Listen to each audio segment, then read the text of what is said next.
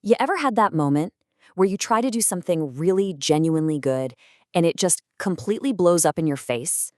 Well, today we're diving into a classic Dostoevsky story that honestly feels like it was written for our time. It's all about that cringe-inducing train wreck that happens when these grand, noble ideals slam right into messy, complicated reality.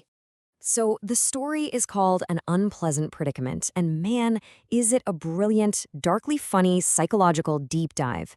It's all about this one guy who is so convinced of his own goodness that he's completely blind to the absolute chaos he's causing all around him. And believe me, this isn't just some dusty old 19th century story, it's a warning that feels more relevant than ever. And that really brings us to the core question, the big one that Dostoevsky is pushing us to think about. At what point does idealism cross the line and just become arrogance? When does our desire to do good turn into a performance for our own ego? All right, so let's get into it. The whole thing kicks off at a dinner party. Our main guy is General Ivan Ilyich Pralinsky. Now, you gotta picture this. He's young, just got a big promotion, and he's had a few glasses of champagne. He's feeling bold, and he's about to lay out his grand new philosophy for his older, way more cynical colleagues. So what's Pralinsky's big idea? It's actually pretty simple on the surface.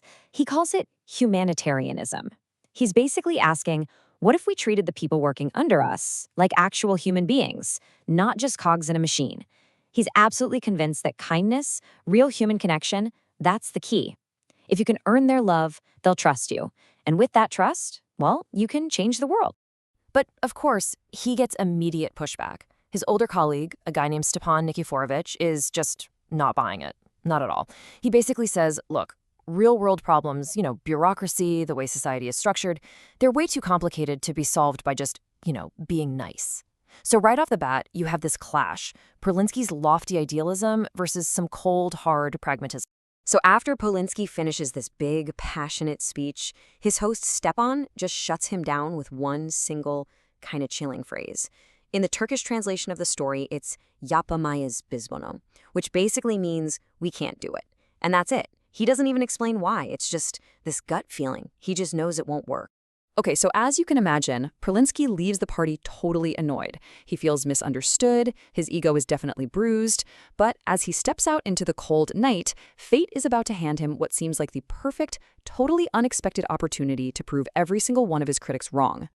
He's ready to head home, but his carriage is nowhere to be found. Turns that his driver, a guy named Trifon, had asked to go to a wedding nearby. Pralinsky said no, but Trifon went anyway. So now the general is absolutely furious. He decides to walk, just fuming and plotting how he's going to punish this driver. But then he hears music. He stops a policeman and asks what's going on, and he finds out it's a wedding for one of his own clerks, a poor, low-level guy named Pseldonimov. And suddenly, a light bulb goes off in his head. This isn't a problem, it's an opportunity. It's the perfect real-world laboratory to test out his grand theory on the absolute humblest of his subordinates. Now, this is where it gets really interesting. Before he even takes a step towards the party, Pralinsky does something incredible. He doesn't just decide to go. No. He scripts, directs, and produces the entire encounter in this glorious fantasy playing out inside his own head. And the detail here is just, wow. In this fantasy, he's not just some guest who drops by. He's a savior, a benevolent god. He imagines every single line he'll say, every gesture he'll make. He's going to be humble but charming, approachable but still deeply respected. He literally sees himself becoming a local legend, a story that parents will tell their kids for generations about the great, kind general who graced them with his presence. There's this one quote from his inner thoughts that just says it all. This whole thing, it's not about the clerk Pseldonov and his happiness. It's not even really about humanitarianism. It's about his own deep need to be seen as this kind, fatherly figure. It is pure 100% vanity, just dressed up to look like virtue. All right, so here we go. It's the moment of truth. His perfectly scripted, beautiful fantasy is about to smash head-on into messy, awkward, unpredictable reality. He walks in the door, and his perfect little mental script just goes up in flames. Instantly. The music doesn't get quiet, it just stops. Dead silence. The guests, they don't look at him with awe. They literally shrink away from him in fear. A huge empty space opens up around him like he's carrying the plague. I mean, just think about it. In his fantasy just seconds earlier, his arrival was supposed to be this wonderful, welcome surprise. He was the benevolent hero, and his presence alone was a gift. But the reality? Oh, it is brutal. All they see is their boss, a powerful general, a guy who's clearly been drinking, and he just showed up, uninvited, to a poor clerk's wedding. They're not thrilled. They are absolutely terrified. What does he want? What kind of trouble is he about to cause? And right here, this is where you see the cracks start to form in his whole facade. The gap between what he imagined and what's actually happening is just so huge, he has no idea how to handle it. And from this point on, things start to unravel fast. You can literally track his public meltdown almost minute by minute. That first wave of awkwardness just morphs into pure, cringeworthy embarrassment. He keeps trying to force his fantasy onto the situation, but nobody's playing along. And the more he tries to save face, the more pathetic he looks. Eventually, the party just kinda restarts without him, leaving him standing there, totally alone in the middle of the room. So how does he cope with this unbearable awkwardness? He starts drinking. They offer him cheap champagne, and he just keeps taking it. But it only makes him sloppier and more embarrassing. He tries to lecture people about his grand ideas, but he's slurring his words so badly he can barely get them out. It's a vicious cycle. The more he tries to salvage his dignity, the more of it just slips away.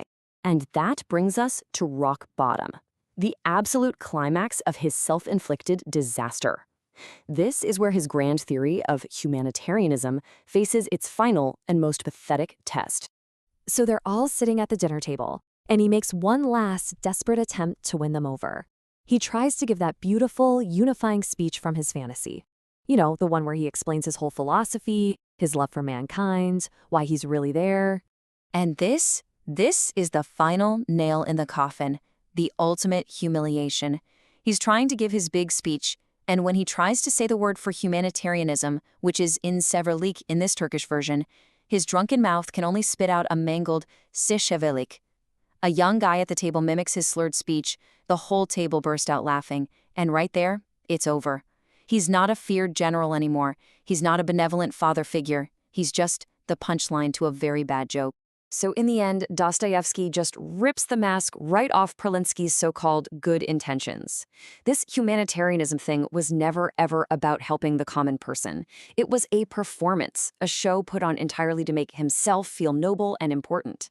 He never saw his clerk, Seldanamov, as a human being. He saw him as a prop in his own little morality play.